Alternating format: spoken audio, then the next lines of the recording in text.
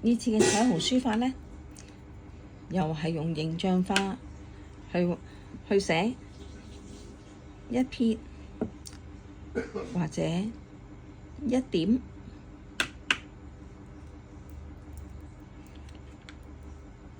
用彩色嘅顏料噴咗水之後，顏色筆左右來回充分上咗色之後，我哋可以咁樣一撇，咦？再加多一撇，睇下個形象會係點嘅先。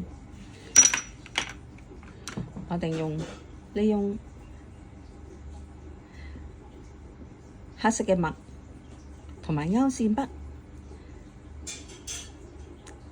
寫返個好似問號嘅出嚟。我哋畫眼睛咯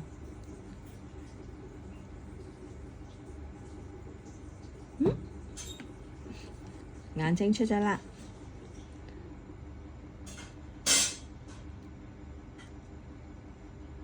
肚腩仔，睇下隻翼，然後加返條尾巴。腳仔呢？好，咁就搞掂咗咯喎。